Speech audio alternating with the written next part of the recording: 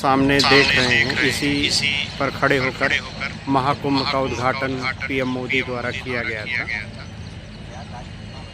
इस क्रूज के माध्यम से। आस्था और विश्वास का ऐसा पवित्र संगम जहां एक ही डुबकी से अमृत के समान पुण्य मिलता है। हर 12 सालों में आयोजित होने वाले महाकुंभ में देश और विदेश से करोड़ों लोग शामिल होते हैं। इस बार के महाकुंभ में 40 करोड़ लोगों के शामिल होने का अनुमान लगाया जा रहा है। इस बार का महाकुंभ बहुत ही भव्य और दिव्य होने वाला है। मेला क्षेत्र के साथ साथ पूरे ही शहर को दुल्हन की तरह सजाया जा रहा है। जगह जगह पार्क, विशाल प्रतिमाएं और पक्के घाटों का निर्माण किया जा रहा है। 13 जनवरी से 26 फरवरी तक 45 दिनों का ये महाकुंभ लोगों की आस्था का संगम रहेगा। कुंभ में शाही स्नान का विशेष महत्व माना जाता है। शाही स्नान के दिन स्नान करने से सभी पापों से मुक्त होकर मोक्ष की प्राप्ति होती है। इस पावन भूमि पर मां गंगा, यमुना और अदृश्य सरस्वती का पवित्र संगम होता है, जिसे त्रिवेणी संगम कहते हैं। इस संगम में स्नान करने से सभी मनोकामनाएं पूरी होती हैं। प्रयागराज में हर वर्ष माघ मेला, 6 वर्षों में अर्ध कुंभ और 12 वर्षों में महाकुंभ का आयोजन किया जाता है। तो दोस्तों, आज के इस खास और इंफॉर्मेटिव वीडियो में मैं आपको महाकुंभ 2025 की संपूर्ण जानकारी देने वाला हूं। अगर आप भी इस महाकुंभ में आने की प्लानिंग बना रहे हैं तो आप एकदम सही वीडियो देख रहे हैं। ये वीडियो आपकी बहुत हेल्प करेगा। इस वीडियो में बात करेंगे आप यहाँ तक कैसे पहुँचेंगे, रुकने के लिए होटल, धर्मशाला या टेंट कहाँ पर लेना चाहिए, स्नान और दर्शन का सही तरीका क्या है, यहाँ पर दर्शन करने के प्रमुख स्थान कौन से हैं, और वीडियो के लास्ट में बात करेंगे संपूर्ण बजट की। तो महाकुंभ दर्शन की A to Z complete information के लिए वीडियो को एक बार पूरा जरूर देखें। दोस्तों, इस बार के महाकुंभ में लोगों की संख्या को देखते हुए शासन और प्रशासन ने विशेष तैयारियां की हैं। मेला क्षेत्र को यूपी का 76वां जिला बनाया गया है, जिसे 25 सेक्टरों में बांटा गया है। भक्तों की भीड़ एक जगह इकट्ठा न हो, इसके लिए 7 पक्के घाट भी बनाए गए हैं। साथ ही सभी की सुरक्षा के लिए पुलिस, सेना, पीएसी, एनडीआरएफ, एसडीआरएफ, जल पुलिस, पैरामिलिट्री और प्राइवेट पुलिस के लाखों जवान तैनात किए गए हैं। मेले की साफ सफाई और देखरेख के लिए हजारों सफाई मित्र भी सेवा दे रहे हैं। लोगों को आने जाने में कोई भी परेशानी ना हो, इसके लिए अलग अलग मार्ग बनाए गए हैं। साथ ही साथ सभी मार्ग पर पार्किंग की विशेष सुविधा भी दी गई है, जिससे सभी लोग कम से कम चलकर घाट तक पहुंच सकें। तो चलिए वीडियो में आगे बढ़ते हैं और बात करते हैं आप प्रयागराज तक कैसे पहुंचेंगे। दोस्तों, प्रयागराज में बहुत से रेलवे स्टेशन बने हुए हैं, जैसे Prayagraj junction, Prayagraj Rambagh, Prayag junction, Naini junction, Prayagraj Sangam, फाफा मऊ।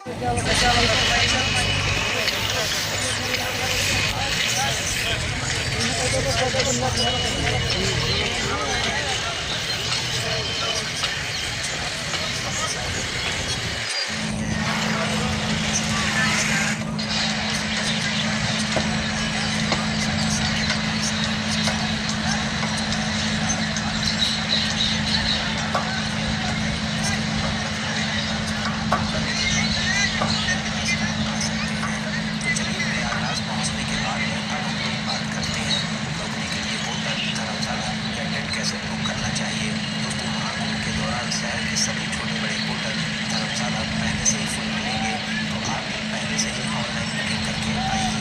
आप प्रयागराज रेलवे स्टेशन के पास में, रामबाग स्टेशन के पास में या मेला क्षेत्र से 5 से 6 किलोमीटर दूरी तक आप होटल ले सकते हैं। मेले के दौरान नॉर्मल होटल्स की कीमत 2000 से 3000 में स्टार्टिंग होगी, वहीं अच्छे होटल 7000, 8000 या 10000 तक के बजट में मिलेंगे।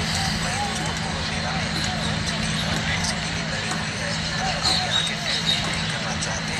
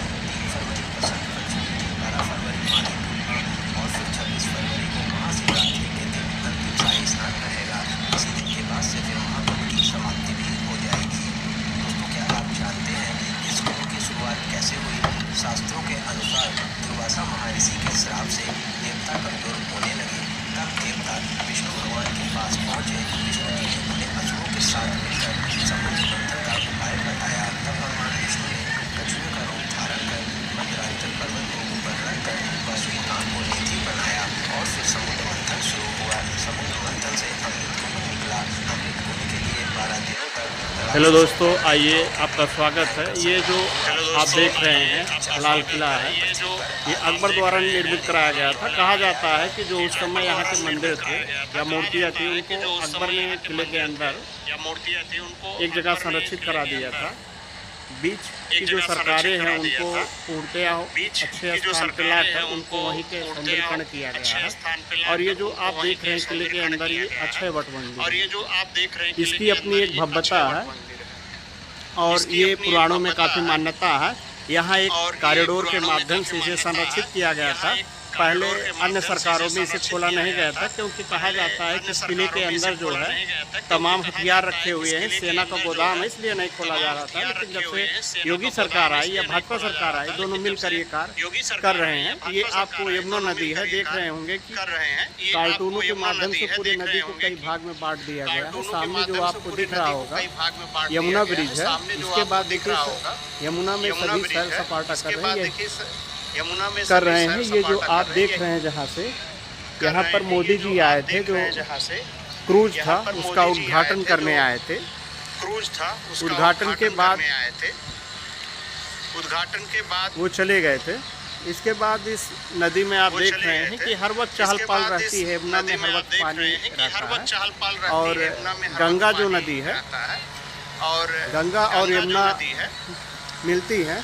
और कहा जाता है कि यमुना जी में अदृश्य रूप से ये नदी विराजमान है और इसका पुराणों में काफ़ी नाम है। और पुराणों में और इसकी काफ़ी है 6 साल बाद यहाँ अड़कुंभ लगता है और हर 12 साल बाद यहाँ पर महाकुंभ का आयोजन किया जाता है। और हमारे भारतीय संस्कृति में इसका काफ़ी महत्व है। इस महत्व के रूप में हर 6 महाकुंभ लगते हैं। इन 6 महाकुंभों में हर छठे साल अर्धकुंभ होता है और हर 12 साल बाद महाकुंभ होता है। ये दिव्य दृष्टि कहा जाता है कि जिस समय समुद्र मंथन हुआ था, उस समय जहाँ जहाँ पर अमृत गिरा था वहाँ वहाँ कुंभ मनाया जाता है। ये हमारे पुराणों में मान्यता है और इसीलिए इस वर्ष मनाया जा रहा है। और इस वर्ष मनाया जा रहा है। और योगी और मोदी के संरक्षण में ये काफी भव्य मनाया जा रहा है। संरक्षण में ये काफी भव्य मनाया जा रहा है। और यहाँ पर इससे उत्तर प्रदेश का काफ़ी नाम होगा और यहाँ पर काफ़ी पर्यटन आएंगे। और इससे देश का और एक चीज़ ये भी है कि जहाँ पर ये कुंभ या बड़े बड़े आयोजन होते हैं, उस शहर का काफ़ी विकास होता है, क्योंकि काफ़ी पैसा होता है। इसी माध्यम से उस प्रदेश को लोग जान जाते हैं, उस जिले को जान जाते हैं। वहाँ का अच्छा खासा बजट आता है, वहाँ के पर्यटक स्थल को बढ़ावा मिलता है, जिसके माध्यम से इकोनॉमी काफ़ी ग्रोथ होती है। ये देखिए दोस्तों, संगम में जो विकास निर्माण कार्य हुआ है, ये किले का पूरा विशेष तरीके से पुनरुद्धार किया गया है। इसके अलावा आप ये नैनी ब्रिज देख रहे हैं। उसके बाद प्रधानमंत्री मोदी जी अपने साथ क्रूज का उद्घाटन किए थे, यहीं से किए थे। नैनी ब्रिज देख रहे हैं ये जो बनाया गया था। और इसके बाद ये नए उसके बाद देखिए तमाम पर्यटक हो रहा है। इसको बीच से देखिए धार को बांट दिए हैं कि जिससे लोग सैर कर यहाँ पर सकें। तमाम और स्टेशन उसके भी बाद विकसित किए गए ये हैं, जो आप पूरी तरीके से देख सकते हैं। जो आप ढेर सारे नाव देख रहे हैं, ये यहाँ का निर्माण कार्य आप देख रहे हैं। यहाँ लगभग पर डे ही भीड़ लगी रहती है, जो कि ये यमुना जी है। तो ज़्यादातर क्रूज जो चलेगा यमुना जी में ही चलेगा, क्योंकि गंगा की गहराई तो उतनी नहीं है जितनी की आपस में होनी चाहिए, क्योंकि यहाँ जल स्तर हर वक्त कम और ज़्यादा होता रहता है, कभी कभी एकदम कम हो जाता है। जैसा कि आप देख 6 वर्ष रहे पे अर्धकुंभ लगता है और 12 साल पे महाकुंभ है। हैं। इसका देख रहे हैं कितना अच्छा लुकआउट बनाया गया था। यहाँ पर महाकुंभ लगने जा रहा है। ये देखिए दोस्तों, संगम में जो विकास जैसा कि आप देख रहे हैं, प्रधानमंत्री जी यहाँ से उद्घाटन किए थे। पूरा विशेष तरीके पूरा से बनाया गया है। किया गया है। इसके अलावा आप ये नैनी ब्रिज देख रहे हैं। उसके बाद प्रधानमंत्री मोदी जी यहाँ की कम से कम गहराई मान के चलिए कि 15 से 16 फुट ये जो होगी, इससे बनाया कम गया नहीं था। होगा यहाँ की गहराई। इसके बाद देखिए तमाम पर्यटक यहाँ आए और थे उधर दर्शन करने के लिए। यमुना जी में है। ये यहाँ पर तमाम स्टेशन भी विकसित यहाँ किए से गए हैं, काफ़ी अच्छा नज़ारा दिख जो रहा आप है। पूरी तरीके से देख सकते हैं कि यहाँ का निर्माण कार्य आप देख रहे हैं। यहाँ लगभग पर डे ही भीड़ लगी रहती है, जो कि ये यमुना जी है, तो ज़्यादातर क्रूज जो चलेगा यमुना जी में ही चलेगा, क्योंकि गंगा की गहराई तो उतनी नहीं है जितनी की होनी चाहिए, क्योंकि यहाँ जल स्तर हर वक्त कम और ज़्यादा होता रहता, कभी कभी एकदम कम हो जाता है, जैसा कि आप देख रहे हैं। इसका देख रहे हैं कितना अच्छा लुकआउट बनाया गया था।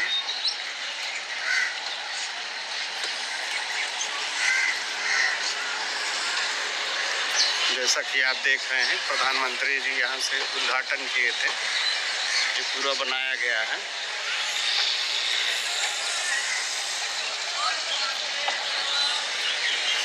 यहाँ की कम से कम गहराई मान के चलिए कि 15 से 16 फुट होगी, इससे कम नहीं होगा यहाँ की गहराई। और उधर यमुना जी में है, यहाँ से काफ़ी अच्छा नज़ारा दिख रहा है।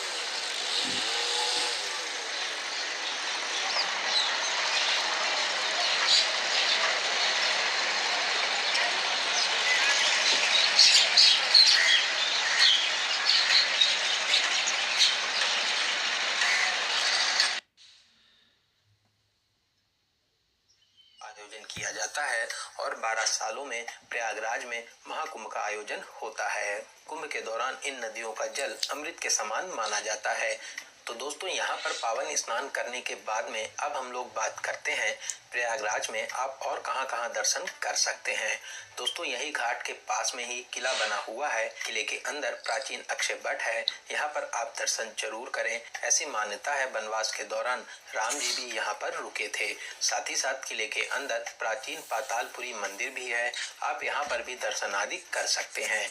दोस्तों, यही किले के पास में ही बड़े हनुमान जी का प्राचीन मंदिर भी स्थापित है। यहाँ पर हनुमान जी लेटे हुए हैं। मान्यताओं के अनुसार जब हनुमान जी संजीवनी बूटी लेकर आ रहे थे, तब भरत जी ने असुर समझकर हनुमान जी पर बाण चलाया था, जिससे हनुमान जी यहीं पर गिरे थे। दोस्तों, बहुत ही दिव्य और अलौकिक मंदिर है। यहाँ पर दर्शन करने से सभी मनोकामनाएं पूरी होती हैं। दोस्तों, यहाँ से कुछ ही दूरी पर श्री आदि शंकर विमान मंडपम मंदिर भी स्थापित है, जिसे नौलखा मंदिर कहते हैं। द्रविड़ शैली में बना ये बहुत ही प्यारा मंदिर है। यहाँ पर भगवान विष्णु बालाजी के रूप में विराजमान है। साथ ही साथ मंदिर के ऊपर भाग में विशाल शिवलिंग भी स्थापित है। यहाँ पर दर्शन करके आपको बहुत ही अच्छा लगेगा। दोस्तों, इन मंदिरों के अलावा सभी प्रमुख स्थान दूर दूर हैं, तो आप यहाँ पर ई रिक्शा या ऑटो बुक कर सकते हैं। ई रिक्शा और ऑटो वाले आपसे 1000 से 1500 रुपए का चार्ज करते हैं। 3 से 4 घंटे में 6 से 7 प्लेसेस को कवर करा देते हैं। तो चलिए, सबसे पहले हम लोग चलेंगे मनकामेश्वर, जो न्यू नैनी ब्रिज के पास में स्थित है। दोस्तों, यहाँ पर आप शिव जी के बहुत ही अलौकिक रूप के दर्शन प्राप्त कर सकते हैं। बहुत ही अलौकिक और दिव्य स्थान है, सभी भक्त यहाँ पर दर्शन करने जरूर आते हैं। तो चलिए, नैनी ब्रिज को पार करते हुए अब हम लोग चलेंगे अरेल घाट के पास में बहुत ही प्यारा शिवालय पार्क बना हुआ है। दोस्तों, शिवालय पार्क बहुत ही शानदार बना हुआ है। यहाँ पर 4 धाम और 12 ज्योतिर्लिंग मंदिरों को वेस्ट मटेरियल से बनाया गया है। साथ ही साथ यहाँ पर बच्चों के लिए बोटिंग करने का भी ऑप्शन रहता है। नॉर्मल डेज में 50 रुपए और संडे सैटरडे और छुट्टियों के दिन 100 रुपए का टिकट भी लगता है। तो चलिए, यहाँ पर घूमने के बाद में अब हम लोग चलेंगे कंपनी गार्डन आजाद पार्क, जो यहाँ से लगभग 8 किलोमीटर दूरी पर स्थित है। दोस्तों, ये वही पार्क है जहाँ पर हमारे महान क्रांतिकारी चंद्रशेखर आजाद जी ने अंग्रेजों से लड़ते हुए अपनी पिस्तौल की अंतिम गोली खुद को मार ली थी। अंग्रेज उनको जीवन में कभी भी पकड़ नहीं सके। दोस्तों, ये पार्क बच्चों के लिए बेस्ट पिकनिक स्पॉट है। साथ ही साथ यहाँ पर बहुत से झूले भी लगे हुए हैं। तो चलिए, यहाँ पर घूमने के बाद में अब हम लोग चलेंगे भरद्वाज पार्क और आश्रम, जो यहाँ से कुछ ही दूरी पर स्थित है। दोस्तों, यहाँ पर ऋषि भरद्वाज जी की विशाल प्रतिमाएं स्थापित है। साथ ही साथ पार्क को भी बहुत ही प्यारा बनाया गया है। फोटो शूट के लिए ये बेस्ट प्लेस रहता है। तो यहाँ पर आप अपनी यादों के लिए प्यारी प्यारी फोटो शूट भी करा सकते हैं। वहीं यहाँ से कुछ ही दूरी पर आनंद भवन भी है, आप वहाँ पर भी घूमने जा सकते हैं। तो यहाँ पर घूमने के बाद में अब हम लोग फिर से मेला क्षेत्र के पास आ जाएंगे और अब हम लोग चलेंगे अलोपी माता मंदिर, जो यहाँ से मात्र 200 मीटर दूरी पर ही स्थित है। दोस्तों, ये बहुत ही प्राचीन मंदिर है जो माता सती के 51 शक्तिपीठों में से एक है। यहाँ पर दर्शन करने के विशेष महत्व माने जाते हैं। आप मंदिर में प्रवेश कर माता रानी के अद्भुत रूप के दर्शन कर आशीर्वाद प्राप्त कर सकते हैं। तो यहाँ पर दर्शन करने के बाद में अब हम लोग चलेंगे नागवासुकी मंदिर, यहाँ से लगभग 2 किलोमीटर दूरी पर स्थित है। दोस्तों, प्रयागराज के प्रमुख मंदिरों में से एक है। यहाँ पर भगवान नागवासुकी विराजमान है। अधिक होने वाली है। देश विदेश से 40 करोड़ से ज्यादा श्रद्धालुओं के आने की उम्मीद है और इसकी विशालता का अंदाजा इसी बात से लगाया जा सकता है कि इसका अनुमानित बजट 6,382 करोड़ रुपए है। भारतीय अंतरिक्ष एजेंसी इसरो का कहना है कि कुंभ मेला इतना विशाल और भव्य होता है कि इसे